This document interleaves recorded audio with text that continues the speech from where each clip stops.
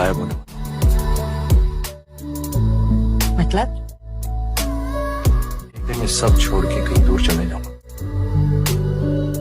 किसी अनजान देश के अनजान शहर में, किसी अनजान नाम से एक नई जिंदगी शुरू करूंगा।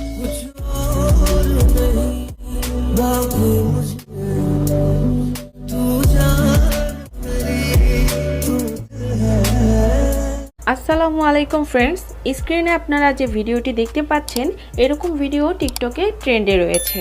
তো এই ট্রেন্ডিং ভিডিও এডিট করতে আমাদের প্রয়োজন হবে জনপ্রিয় TikTok video editing app CapCut application. Second আমাদের প্রয়োজন হবে ক্যাপকাট টেমপ্লেট লিংক।